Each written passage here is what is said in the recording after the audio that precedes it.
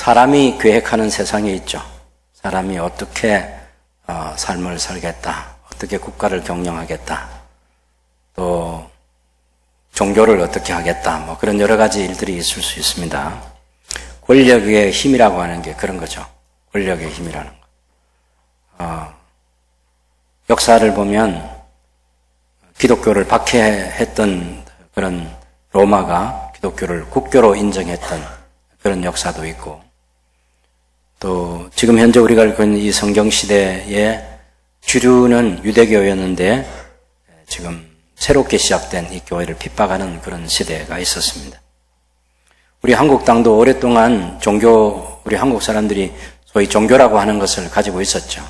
기독교 복음이 선교사님 통해 들어왔고, 그 복음이 들어옴으로 말미암아 우리 한국도 큰 충돌이 일어났습니다. 전 세계는 두 개의 집단으로 나눠져 있다고 해도 틀리지 않습니다.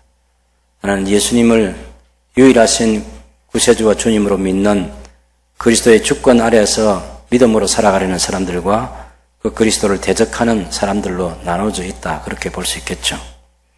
오늘 이 사도행전 9장의 배경도 보면 1절을 보시면 사울이 주님의 제자들에 대해서 여전히 위협과 살기가 등등하여 사람들을 계속 죽여야 된다고 생각하는 거죠. 그래서 대제사장에 가서 다마스커스라고 하는 한 예루살렘에서 200km 정도 떨어져 있는 곳에, 그 도시에 거기서 유대인들이 예수님을 믿는다는 그런 정보를 가지고 유대인 그리스도인들을 체포하러 가기 위해서 공문을 가지고 사울이 출발을 했으나 성공하지 못한 이야기를 들려주고 있습니다.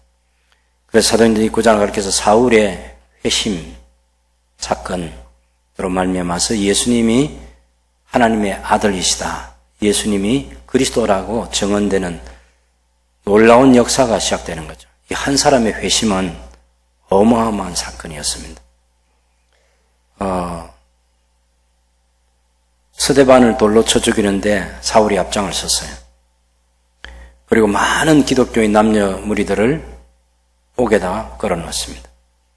그리고 이제 세 번째로 하고자 하는 것이 다마스커스에 있는 유대인 가운데 예수 믿는 사람들도 체포해야 되겠다. 그래서 어떻게 하겠습니까? 감옥에 집어넣는 거죠. 목적은 교회를 없이 하는 것입니다. 이런 소위 예수님을 구세주로 믿는 사람들, 예수님의 십자가의 죽음과 묻히심과 부활을 믿는 이 사울이라는 이 젊은이가 그가 가지고 있는 그 의분 속에서 절대로 용납할 수 없는 것은 예수님이 다시 살아났다 하는 이건 이렇게 허황된 소리가 어디 있냐 하는 거죠. 아니, 묻힌 예수가 어떻게 살아났냐? 자기가 지금 알고 있는 정보는 뭡니까? 대제사장들에 의해서 살아나신 그 예수를 그 제자들이 그 시체를 훔쳐갔다, 이 정보입니다. 그렇기 때문에 예수님은 당연히 죽어서 이제 시체는 훔쳐갔고 부활은 없다. 지금 상당히 시간이 많이 지났습니다. 예수님이 부활하셔서 40일 동안 계셨죠? 성천하셨죠? 예루살렘 교회에 벌써 3,000명, 5,000명의 무리들이 크단 제사장의 무리까지 예수님 믿는 그 도에 복종하면서 들어오게 된 예루살렘의 이 엄청난 변화 앞에서도 사울이라는 이 청년의 고정관념은 예수는 다시 살아나지 않았다. 그래서 예수를 믿는다, 이건 거짓을 믿는, 우리 유대인이 어떤 사람인데, 우리가 어떤 역사를 가지고 있는데, 아브라함과 이삭과 야곱과 모세와 다윗왕과 솔로몬과 수많은 왕들과 선자들의 역사를 가지고 있는 우리 유대인들이 이제 얼마 안 된, 한 3년 정도밖에 안 된 이 시간 동안에 예수라는 사람을 통해서 이루어진 그 그리스도교, 그 기독교, 아직은 분화가 안 되어 있습니다. 유대교하고 기독교가 나누어지지 않은 상태죠. 사도들은 계속 회당에 다니면서 이제 성전 시대는 끝났다, 대제사장이 우리를 위해서 지성소에 들어가던 그 시대는 끝났다, 우리가 누구를 통해서 죄를 용서받기 위해서 지성소에 들어갈 필요가 없다.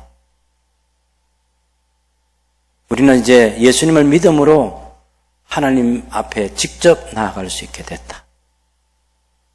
예루살렘에 있는 그 성전은 저건 다 저 성전 시대 끝났고 성전을 배경으로 해가지고 권력을 가지고 있는 대제사장과 사내들인 공의의 시대는 끝났다. 이걸 주장을 계속 누구에게 하고 있습니까? 유대인들에게 하는.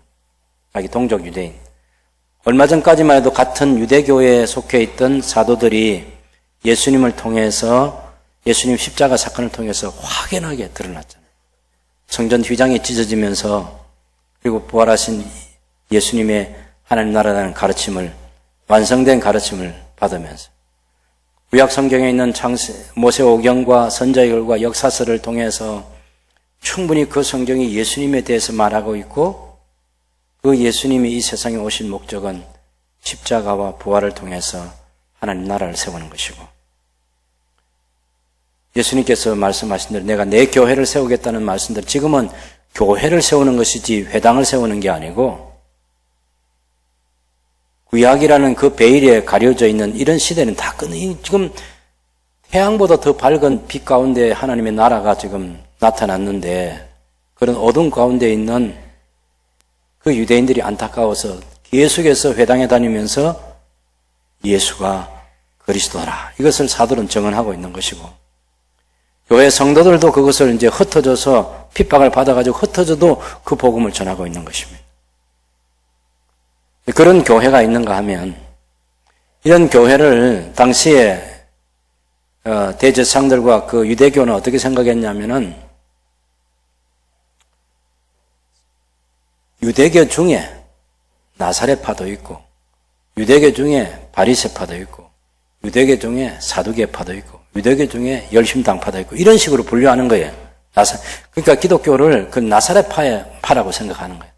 왜? 나사렛에 예수를 중심으로 해서 유대교의 한 무리가 생겨났다. 이렇게 생각하는 거예요. 전혀 그건 자기들의 해석이고 사도들과 교회는 그런 게 아니죠. 사도들과 교회는 너무나 대낮처럼 환한 진리가 너무나 환한 거예요. 이게. 유대교처럼 그런 어둠의 그림자에 휩싸여 있는 그 사람들 보면 너무 안타까운 거죠. 그래서 어떤 핍박하에서도 이렇게 진리가 선명하게 드러났는데 이 예수님을 믿어야지. 그리고 이 예수님을 전파하는 것이 당시의 교회였습니다. 그것을 사교라고 생각하는 사람들이 유대교의 무리들이고 거기에 속해 있는 사람이 사울이고 이 사울이 이런 교회는 없어져야 된다고. 사교는 없어져야 된다. 이렇게 생각합니다. 예수님의 부활을 믿는 사람들이 모인 그 교회를 유대교의 입장에서 보면 사교에 속하는 거예요.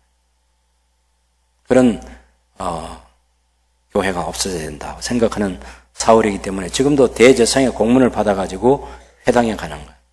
회당에 가면 누가 유대인 그리스도인들이 거기 있는 겁니다. 다마스커스에 이 당시에 한 4, 5만 명이 살고 있고 유대인의 그 유대인들 한 4, 5만 명이 살고 있고 거기 회당이 한 30여 개 정도 있을 것으로 그렇게 추산을 합니다. 근데 많은 유대인들이 그리스도인이 된 거예요. 그 사람들을 그대로 방치하면 안 된다는 게 사울의 열심이고 일단은 그들을 체포해서 예루살렘에 데리고 와야 된다. 네, 그렇게 해서 위협하고 또 매질도 할 수 있고 그 공문 가지고 이 대제사장이 가지고 있는 권한이 그 막강한 권한입니다. 그 공문 받으면 다 공문에 따라야 되는 거죠. 우리나라가 가지고 있는 검찰 권력이 뭡니까? 검찰 권력이라는 게 우리를 죄인으로 기소하면 우리가 법정에 가야 되는 거예요. 우리에게 공문을 보내서 오라 하면 우리가 조사받으러 가야 되는 거예요. 종이 쪽지 하나면 종이 쪽지 하나. 그게 공문의 힘입니다. 대제사장의 공문 이 하나를 들고 가면 거기 있는 모든 유대인 중에 그리스도인이라는 사람들은 다 잡아올 수 있는 그런 힘이 그 공문에 있는 거예요. 그 사울이 그 공문을 가지고 갔습니다. 그 대제사장이 가지고 있는 권한 여러분 잘 알고 계시겠지만 그런 공문 발송권을 가지고 있는 거죠. 성전 내 모든 헌금을 관리할 수 있는 권한, 그리고 성전의 제사, 절기를 주관할 수 있는 그런 권한이 있는 것이고, 그리고 1년에 딱 한 번 지성소에 들어가서 유대인 언약 백성들을 위해서 속죄의 제사를 드려서 하나님께 죄를 용서해 달라고 하는 사면을 청원할 수 있는 권세가 대제사장 한 사람이면 주어져요. 제사장들이 아무리 많아도 다 소용없습니다. 유대인들이 아무리 많아도 안 됩니다.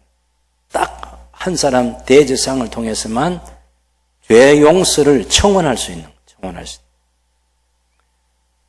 그건 유대교이고, 지금 사도들과 성도들이 가지고 있는, 교회 성도들이 가지고 있는 복음은 예수님이 이제 그런 대제사장이 아니고, 그런 제사장들이 필요한 게 아니고, 우리에게는 예수님 대제사장이 우리의 죄를 위해서 당신의 몸을 속죄 제물로 드려서 속죄 제사가 완전히 끝났다. 아침 저녁으로 무슨 소제를 드리거나 1년에 3번 유월절, 오순절, 초막절 그런 절기를 지키면서 제사를 드리거나 그런 것들을 통해서 우리가 하나님과 관계를 새롭게 하는 게 아니고 예수님을 통해서 예수님을 믿음으로 새로운 이 예수 그리스도를 통한 하나님의 나라, 예수님이 세우시는 교회, 성도가 되어서 모든 게 예수님에게서 완성이 됐다. 그 얘기를 하는 게 사도들이고 당시의 성도들이었습니다. 새로운 세상에 그동안 안개처럼 보였던 유대교회 그 구약교회가 신약교회에서는 태양이 비치는 대낮처럼 그렇게 너무나 진리가 환해진 거죠. 여러분들 가운데 처음 교회 나온 사람들 이게 너무 깝깝하잖아요. 이 성경이. 뭘 봐도 모르겠는 거죠. 여러분 가운데 여기 앉아있는 많은 사람들은 이 성경을 읽으면 읽을수록 너무너무 이해가 되고 너무 은혜가 되고 너무 감사가 되고 너무 감격이 되고 그리고 아무것도 읽는 걸 싫어해요. 성경 읽는 것만 좋아하는 사람들도 있고 찬송 부르는 것만 좋아하는 사람들도 있고 그러죠. 새로운 사람이 된 거죠. 새로운 사람. 그래서 이 세상에는 예수님을 통해서 새로운 사람이 된 사람들과 그렇지 않는 사람, 유대인이든지 로마 사람이든지 아프리카 사람이든지 남미 사람이든지 상관없습니다. 예수님을 중심으로 딱 두 부류의 사람들로만 나눠져 있는 것이 지금 이 세상이고 반드시 충돌할 수밖에 없는 거죠. 공존이 안 됩니다. 그냥 평화적인 일반적인 공존이 되는데 예수님 믿음으로 구원 얻는다는 이 진리는 교회가 양보할 수 있는 그런 진리가 아닌 거죠. 절대 진리인 거죠. 그래서 이걸 충돌할 수밖에 없는 그런 세상인데 사울은 다메섹에서 예수님을 믿는다는 사람들이 있다는 이것을 용납할 수가 없어서 체포하러 갔습니다. 그런데 3절을 보면 사울이 길을 가다가 다메섹에 가까이 이르니 호련히 하늘로부터 빛이 그를 둘러 비치는지라. 여러분 2절에 보면 그 도를 따르는 사람을 만나면 남녀를 막론하고 결박하여 예루살렘으로 잡아오려 하는데 이 광경을 지금 누가 보고 계십니까? 스데반의 순교의 현장을 보면 스데반이 인자가 하나님 우편에 서신 것을 보노라 그랬습니다. 스데반의 순교를 산 제사로 받으신 예수님께서 이제는 예루살렘 교회를 핍박하고 또 이 다마스커스에서 믿는 사람들까지 체포하러 출발한 이 사울을 만나기 위해서 예수님께서 직접 찾아오신 거죠. 빛이 환하게 들려졌습니다. 깜짝 놀랐습니다. 땅에 엎드려졌습니다. 그때 소리가 들렸어요. 사울아 사울아 네가 어찌하여 나를 박해하느냐. 주여 누구십니까? 나는 네가 박해하는 예수다. 충격이죠. 예수의 부활을 믿지 않았습니다. 예수의 부활을 믿는 것 자체가 사교 중에 사교예요. 그런 사기가 없어요. 바울의 열심은 뭐냐면 그런 거짓을 믿는 것을 우리 유대인들이 하면 안 된다는 거예요. 우리 하나님을 믿는 사람들은 그런 거짓을 믿으면 안 된다. 이게 사울이 가지고 있는 열심인 거예요. 그의 지식 세계는 그게 전부예요. 예수님이 살아난 사실을 모르니까. 자기가 지금 사람들을 옥에 집어넣는 이유는 그 사람들 죽이기 위해서가 아니죠. 이 사교를 없애요. 이런 사기를, 이런 거짓된 말들을 따라다니는 이런 사람들이 거기 계속 머물러 있으면 안 된다는 이 안타까움 때문에 하는. 근데 그걸 포기하자니까 그 지도자들이 있고 하니까 살기가 등등해서 이걸 죽여서라도 이런 건 없애야 된다고 이 땅에서.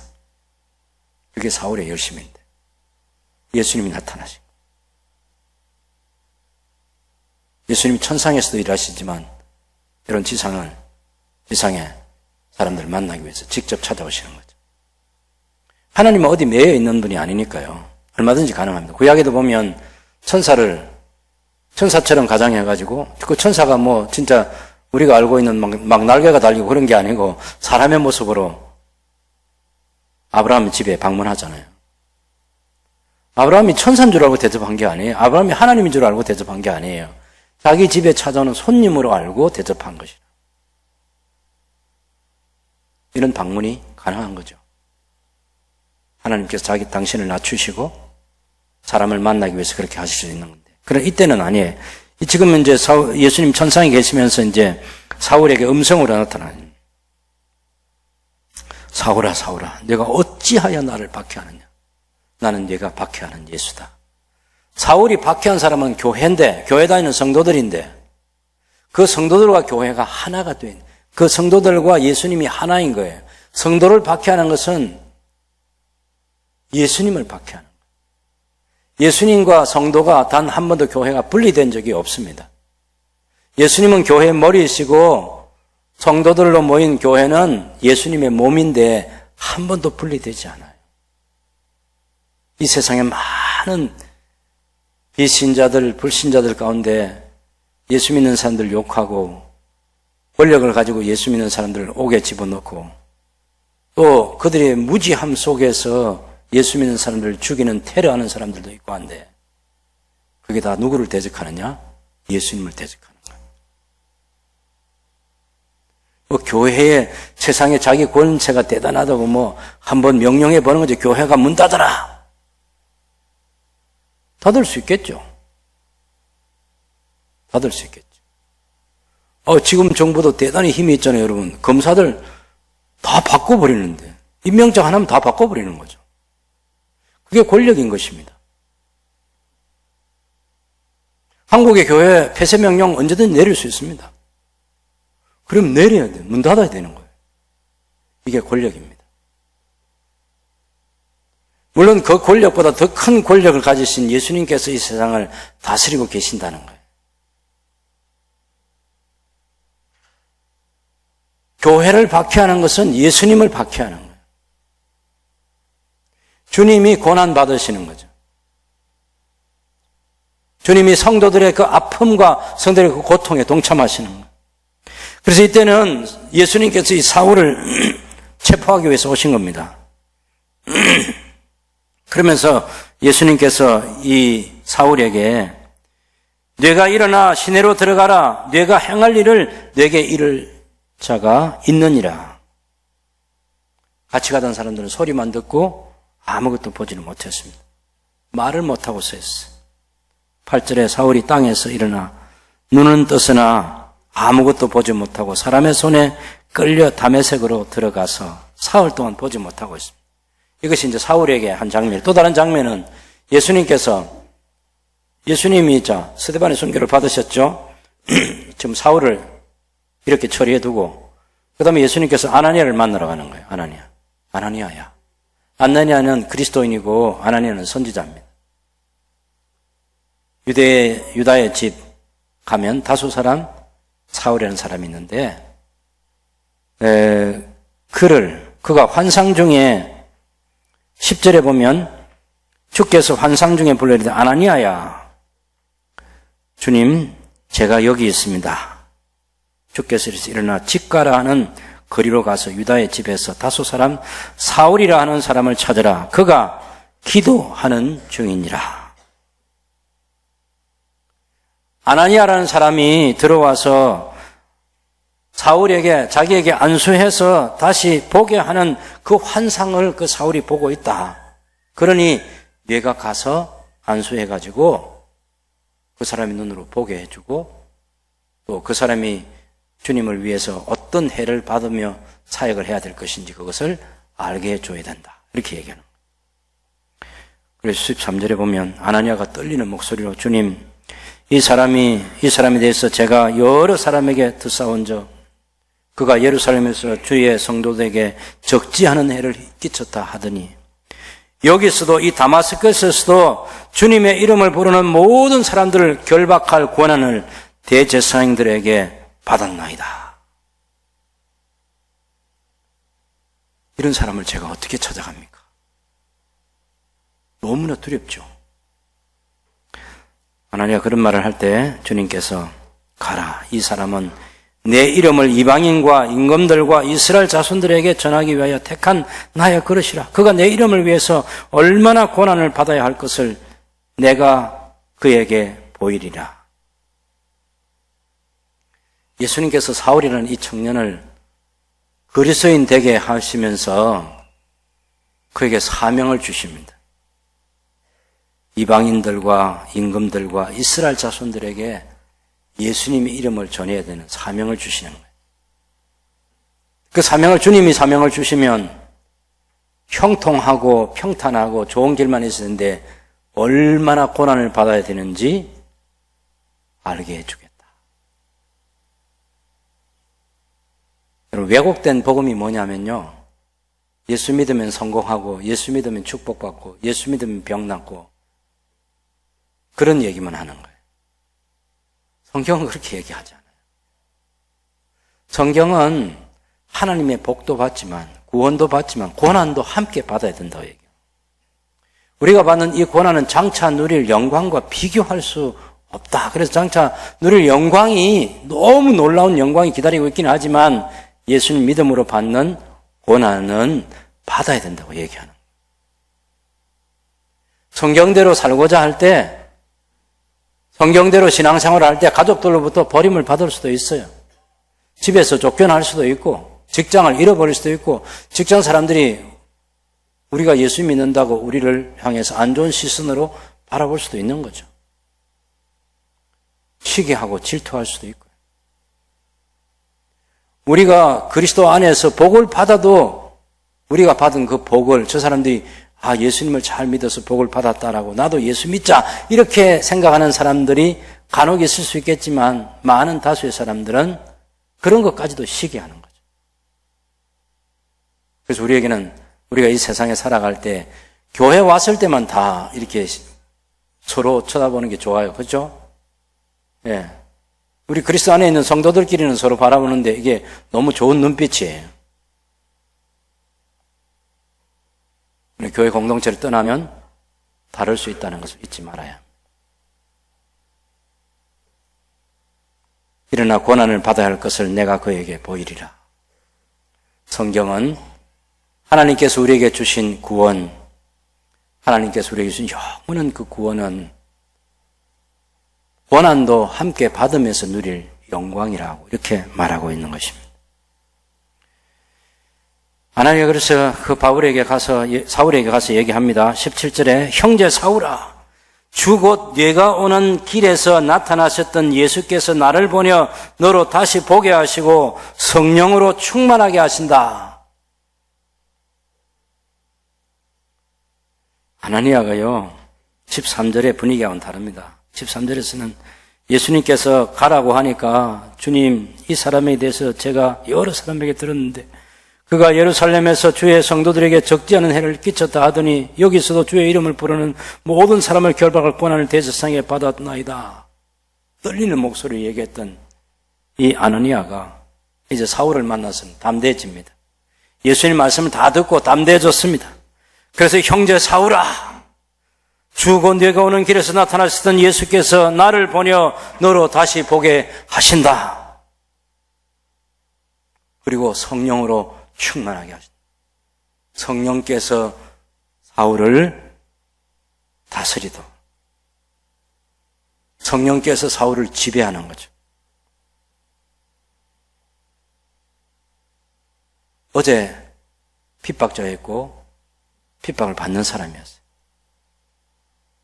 어제는 사울이 핍박자였고 아나니아와 함께하는 그리스도인이 핍박을 받는 사람들이었어요.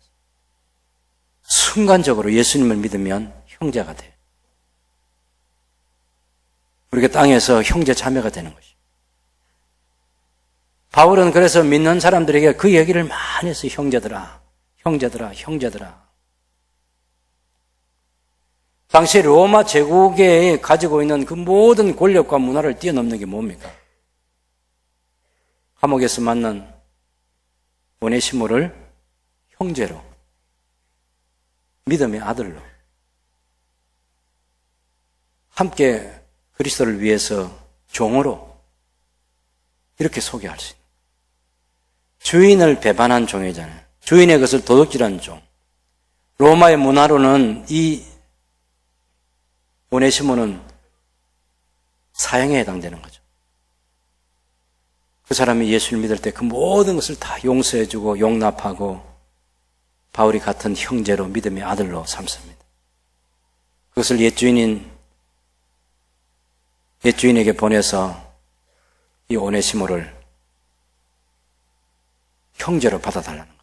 형제로. 이해할 수 없는 일이지만 믿음으로 우리가 받아들여야 될 사실은, 어제는 핍박자고 원수였던 사람이 그리스도 안에서 오늘은 똑같은 하나님의 자녀라는 권세를 가지고 형제가 되는 거예요. 그래서 다른 그리스도인을 향해서 형제라 부를 수 있는 이 복을 누릴 수 있게 되기를 바랍니다. 형제 사우라, 형제 사우라. 우리가 예수님을 같은 주님으로 섬기는 사람이라는 거예요.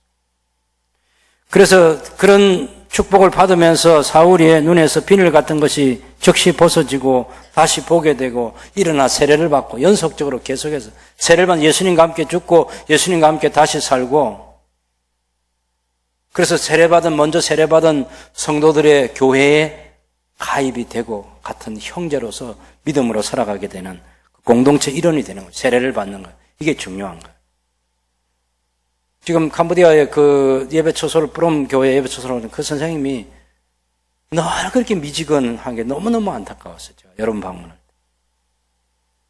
때. 이제는 세례 받기 위해서 공부하고 있는 중에 그 아들의 그런 사고가 좀 생겼는데 안타깝습니다. 여러분 가운데도 교회 다니면서 세례를 안 받아도 된다 이런 생각을 가진 사람이 있으면 안 돼요. 다 세례를 받아야 돼.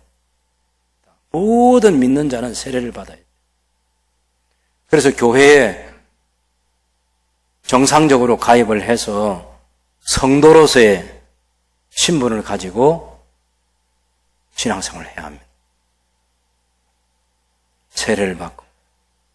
사울도 이런 바울 사도도 세례 받았어요. 다 세례 받아야 돼. 누구더라도 세례를 받아야 돼.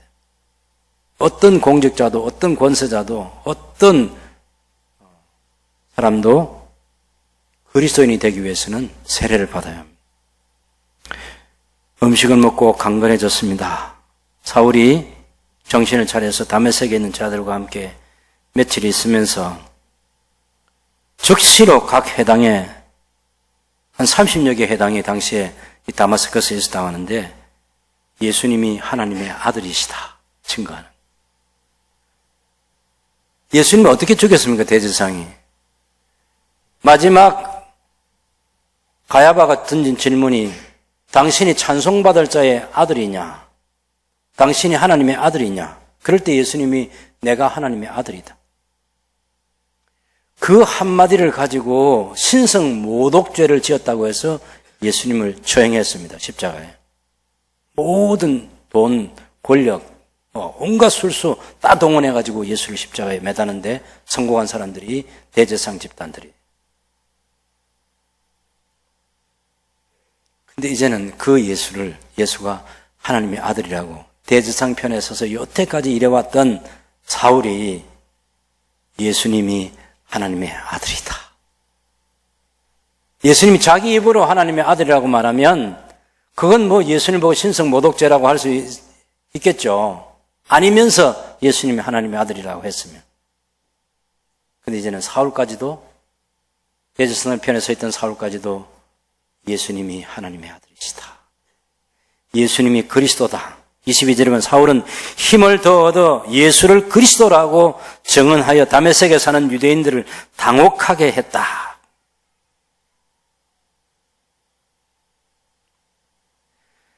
여러분, 예수님이 하나님의 아들이시다, 예수님이 그리스도이다, 예수님이 메시아다, 이건 아무나 이 말을 할 수 있는 게 아니잖아요.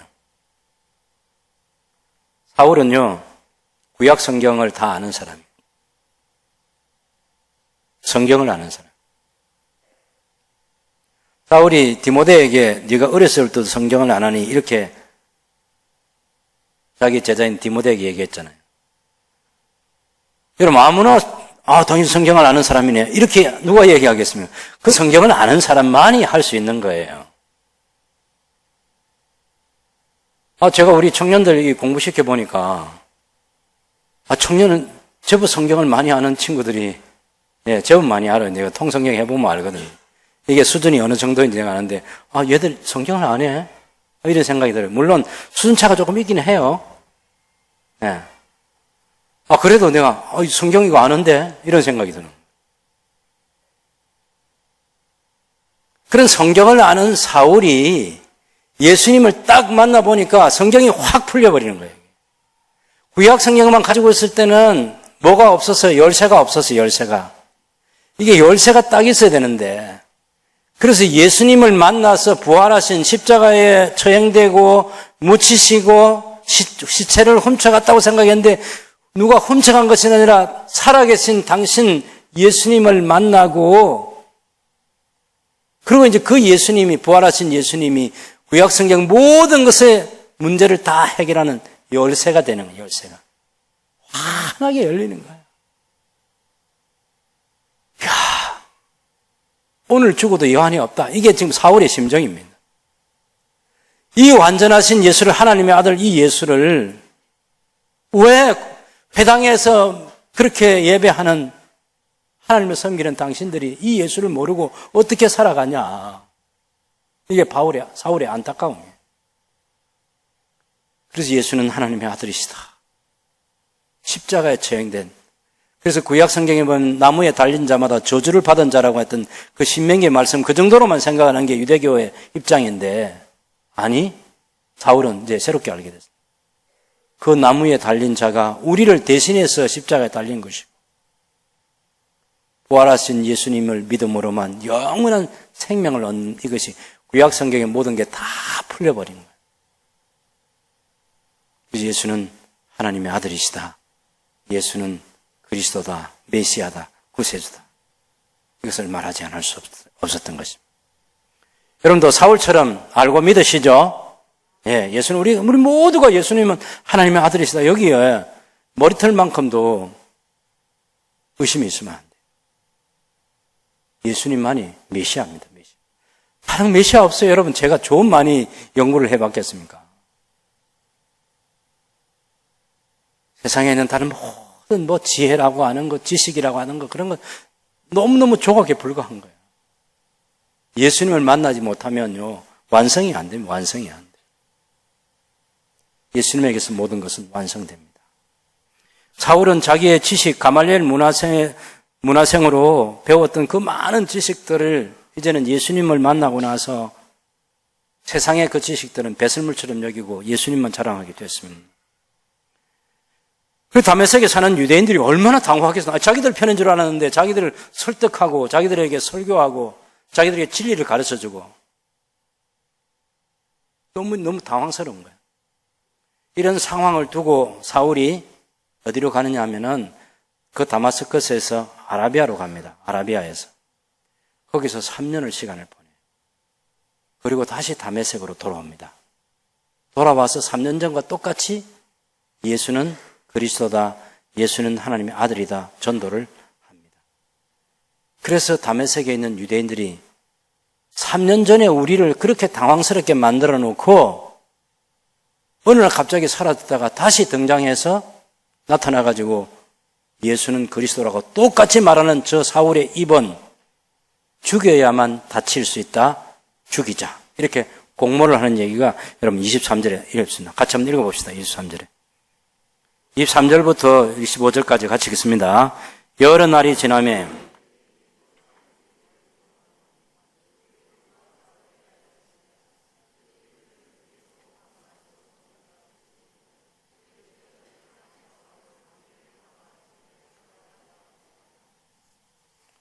거기 유대인들이 사울 죽이를 공모한 데 있고 22절하고 23절 사이에 시간 간격이 몇 년이 있다?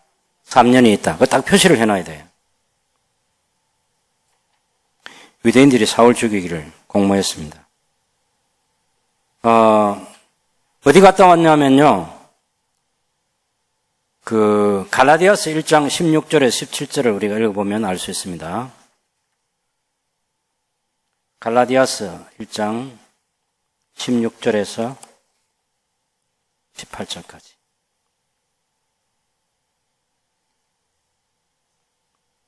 거기 여러 날이라는 말은 많은 날, 충분히 많은 날이라는 뜻입니다.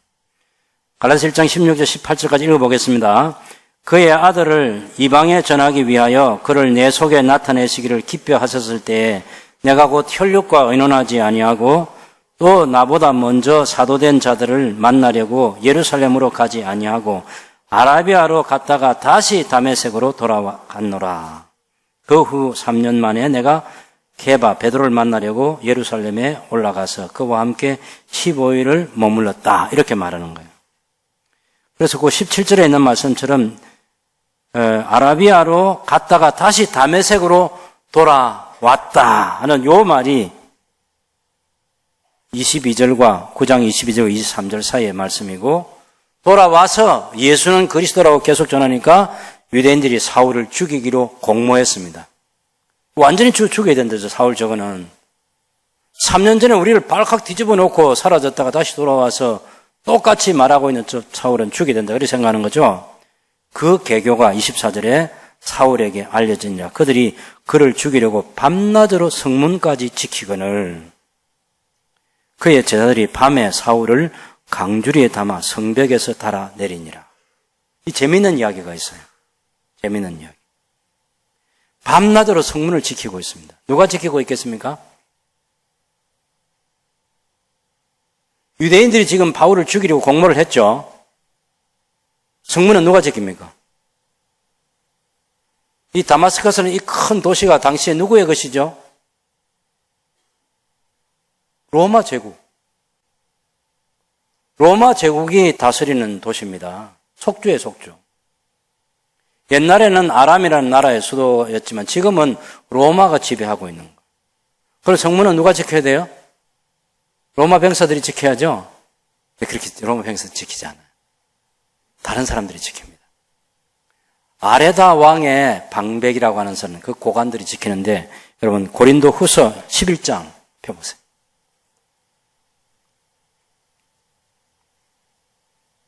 고린도 후서 11장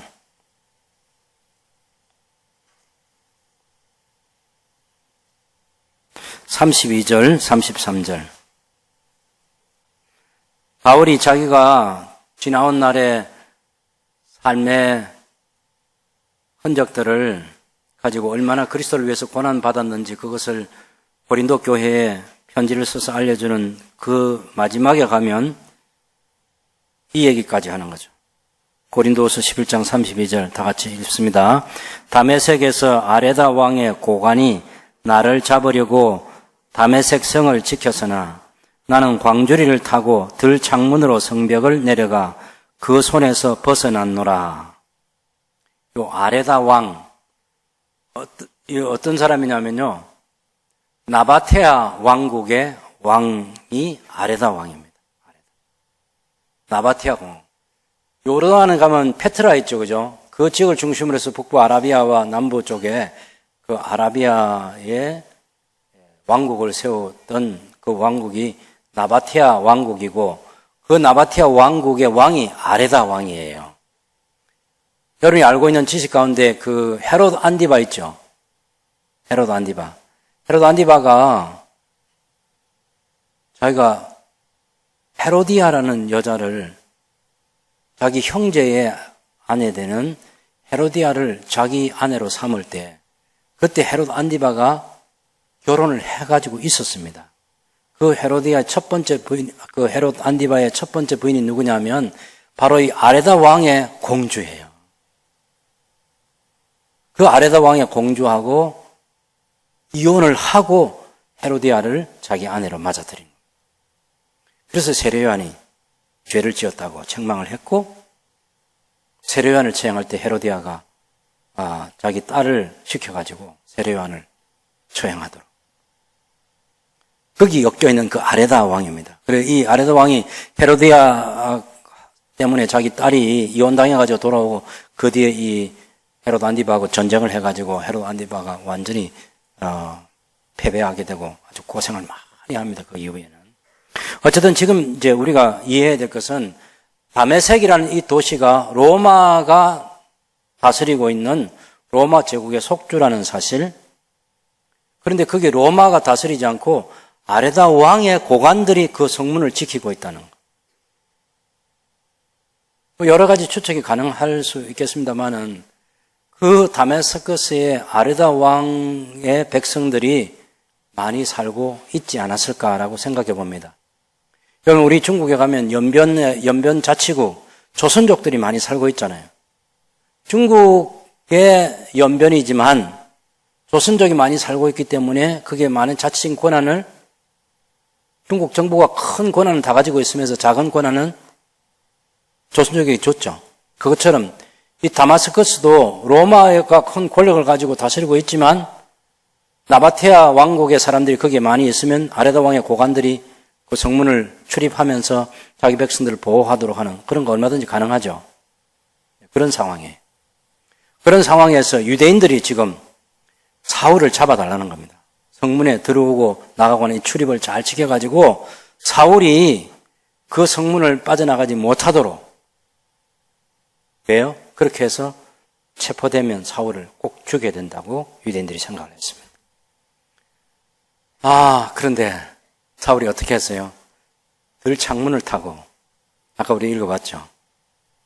들창문을 타고, 나는 광주를 타고 들창문으로 성벽을 내려가 그 손에서 벗어났노라.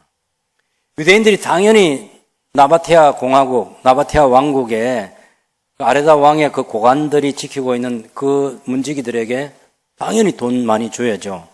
사울 잡아달라고. 그리고 빠져나갈 수가 없어요. 밤낮으로 지키니까. 여러분 핍박자들은요 아주 철저하고 치밀합니다. 악한 마귀가요 교회를 박해하기 위해서 요한계시록을 읽어보면 두 부류의 사람들을 자기 하수인으로 삼아요. 하나는 정치 권력자, 하나는 거짓 선지자. 이걸 잊어버리면 안 됩니다. 하나님과 마귀와 사람의 이 삼각관계를 잊어버리면 안 돼요. 마귀는 하나님의 나라를 아주 싫어하기 때문에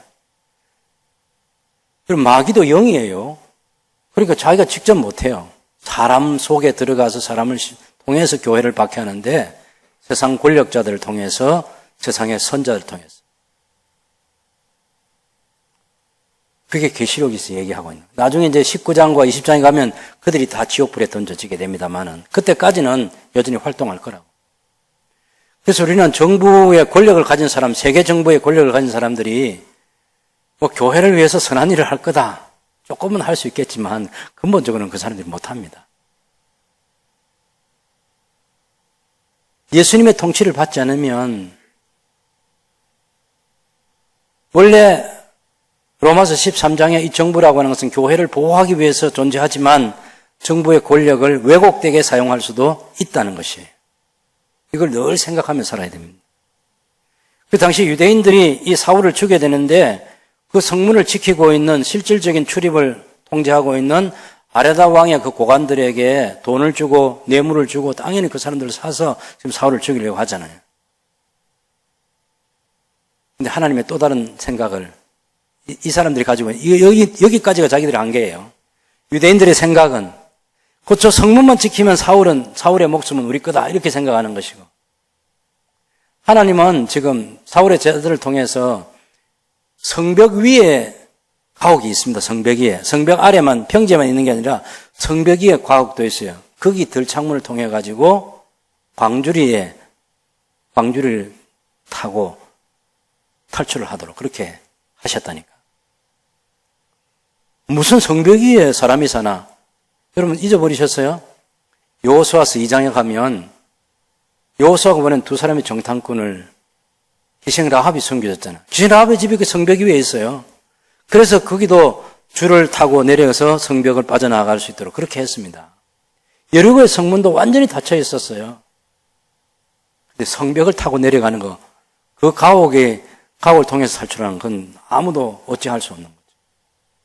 옛날에 여호수아 시대에 기생 라합의 집에 성벽 위에 있는 그 집에서 성벽을 타고 내려갔던 것처럼 바울이 이 다메섹 성의 성벽 위에 있는 집에 들창문으로 탈출을 했다. 성경이 재미가 있죠. 그죠? 이런 게 역사와 문화와 배경들을 알면 성경이 탄탄하게 이해가 되고 그렇습니다. 그 사울이 이제 다메섹을 떠나서 예루살렘에 3년 만에 자기가 떠나왔던 대제사장 공문을 가지고 출발해서 왔던 그 3년 만에 예루살렘에 가서 대제사장을 만나는 게 이제 대제사장 만날 계획이 없습니다. 이미 바울의 속에서는 다 정리됐습니다. 3년 동안 내가 뭘 했는지 그 대제사장 가서 보고할 필요가 없습니다. 이미 그 사람들하고는 다 끝났습니다. 대제사장의 시대 끝났습니다. 사도 베드로의 주장이나 요한의 주장이나 사울이 지금 하는 믿음과 그가 가지고 있는 지식이나 다 똑같습니다. 성전 더 이상 필요 없고 대제사장 필요 없습니다.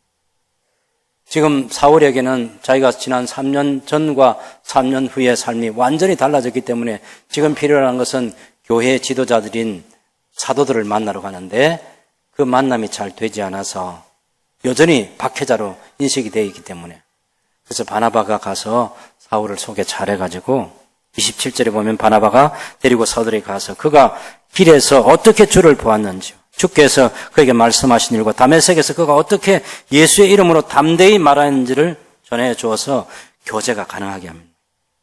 그래서 예루살렘 출입하면서 교제를 하는데 또 이 사울이 누구하고 논쟁이 붙었냐면 헬라파 유대인들. 29절에 보면 주 예수의 이름으로 담대히 말하고 헬라파 유대인들과 함께 말하며 변론하니 그 사람들이 죽이려고 하거늘. 이 헬라파 유대인들은 좀 급진적인 사람이에요. 사실은 서대반도 헬라파 유대인이에요. 그럼 순교자는 딱 정해져 있습니다. 순교자는 성격 검사해보면 순교자 할 사람이 있습니다. 우리 새순교회도 다는 아니고 몇 사람은 이 순교자 할 사람이 있습니다. 이 헬라파 유대인들은 그런 이 급진적인 그런 생각을 가지고 있어요. 아니, 딱 죽어버리고 말지. 그런데 이 사람들이 가지고 있는 그 주장하고 사울이 지금 얘기하는 거 충돌하는 거죠.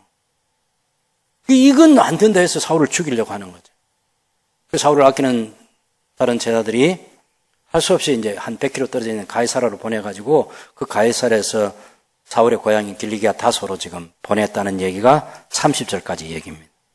31절 다 같이 읽어봅시다. 그리하여 온 유대와 갈릴리의 사마리아 교회가 평안하여 든든히 서가고 주를 경외함과 성령의 위로로 진행하여 수가 더 많아지니라. 교회가 어떻게 부흥하게 됐죠? 교회가. 유대와 갈릴리와 사마리아 교회가 어떻게 부흥하게 됐어요? 그리하여 아닙니까? 그리하여. 사울이 헬라파 유대인들이 핍박을 해가지고 지금 사울을 가이사라에서 고향으로 보내놓고 나니까 조용해가지고 교회가 부흥했다. 그게 우리 한글 성경에 그리하여라는 말이에요. 그리하여라는 말은 뒤에 나오는 앞에 있는 것이 이유가 돼가지고 뒤에 있는 결과가 생겼다. 그게 접속부사라고 하는 그리하여라는 이 접속부사예요. 근데 그것은 잘못된 거예요. 그리하여라는 말이 아니고 원문 헬라어에는 맨눈이라는 그런 말입니다. 맨눈. 예? 그리하여. 이 말은 무슨 말이냐 하면요. 맨운이라는 말, 맨운이라는 말. 한편 그러므로. 사울이 고향 간 건 고향 갔어요. 그러니까 다시 간 건 간 거고. 한편 그러므로. 유대와 갈릴리와 사마리아는 예루살렘을 제외한 모든 지역이잖아요, 지금. 그곳에 교회들이 든든하게 서가게 됐다. 여기 교회가 생겨나는 과정은 뭡니까? 지금 사울이 스데반을 죽이고 이제 처형하는데 앞장서고 예루살렘 교회에 큰 핍박이 생기고 그 사람들이 다 흩어지고 그러면서 사마리아까지 빌립이 가가지고 집사 중에 7 중에 한 명이 빌립이 가서 또 사마리아를 발칵 예수의 복음으로 뒤집어 놓고 예루살렘에 있는 제자들이 사도 베드로와 요한을 파송해서 확인하고 같은 교회라는 것을 확인해주고 그리고 그 빌립보의 그 사마리아 성에 있던 빌립을 가자 지구에 지금 이디오피아 왕 간다게의 국고를 맡은 그 관리에게 가서 복음을 전하래. 거기 복음 전하고 그 위쪽에는 아스도스로 위로 올라가면 루따와 요빠 그리고 가이사라까지 이런 해안 지역까지 다 지금 복음을 전하고 그리고 핍박을 받은 사람들이 유대와 사마리아와 갈리 지역까지 복음을 전하고 예수는 그리스도라고 하는 이 복음 전도가 계속되고 있는 그 모든 것들, 핍박 가운데서도 전도가 계속되고 있는 그 모든 것들을 다 어우러져서 그래서 교회가 평안하여 든든히 서갔다. 이 얘기예요. 앞에 있는 바울이 고향으로 간 그 얘기 아니에요. 그리하여는. 한편 그러므로 앞에 있는 모든 것들을 다 포함해서 그것들 가운데 역사하신 하나님으로 말미암아 교회가 든든하게 서갔다. 근데 그 교회들이라 유대에도 교회가 있고 사마리아에도 교회가 있고 갈리에도 교회가 있는데 그럼 교회가 많잖아요. 그럼 교회들이라고 해야 되잖아. 그렇게 하지 않고 교회라는 단수를 쓰는 거예요. 이게 진리입니다. 우리 창원에도 교회가 100몇십 개 있죠. 그걸 교회들이라 하지 않고 창원에 있는 교회라고 단수를 쓰는 거예요. 전 세계는 수많은 숫자로 말하면 교회 이름을 붙이고 있는 혹은 예배하는 공간을 달리하는 그런 교회들 숫자가 아무리 많아도 교회는 그리스도의 몸이기 때문에 하나입니다. 이게 중요합니다. 그리스도는 교회는 둘이 아니고 하나라는 거예요. 교파가 장로교이든지 침례교이든지 감리교이든지 교회는 하나지 교회는 둘이 아니에요. 교회는 이 세상에 있는 모든 예수님을 구세주와 주님을 믿는 교회는 하나라고 하나. 머리가 하나고 몸이 하나라고. 그 교회의 주인 되신 예수님께서 당신의 교회를 계속 세워가시는 거예요. 반드시 교회는 주님을 경외하게 돼 있어요.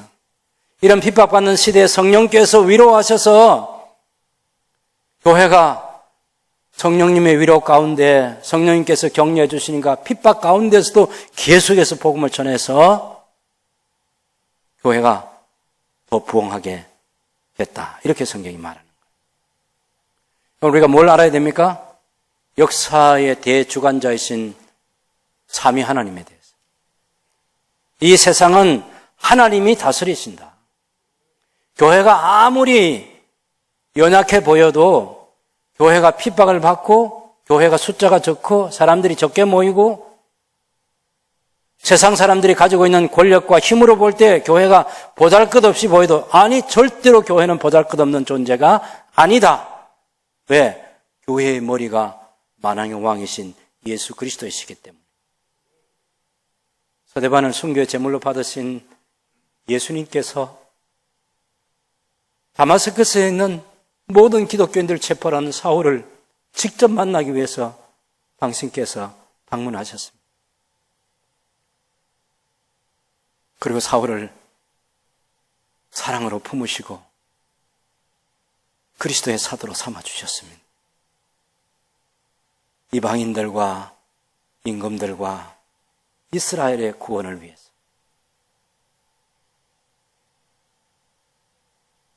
당신의 종으로 삼아주신 거죠. 이렇게 해서 불러주신 용서하고 용납해주고 품으시고 일꾼 삼은 이 사울을 통해서 사울의 제1차 전도여행, 2차, 3차, 마지막 4차 전도여행까지 어마어마한 하나님 나라 확장의 역사를 진행시키신 분이 그때나 지금이나 변함없이 하늘에서 다스리시는 우리 주 예수 그리스도이십니다. 그 주님이 우리의 구세주이시고 우리의 왕이십니다. 우리 교회의 머리이시고 그 그리스도를 믿는 신앙인으로 성도로서 오늘도 사울처럼 그 시대의 교회 성도들처럼 복음을 위해서 힘써 일하는 하나님의 사람으로 영광과 찬송을 하나님께 돌려드릴 수 있게 되기를 바랍니다.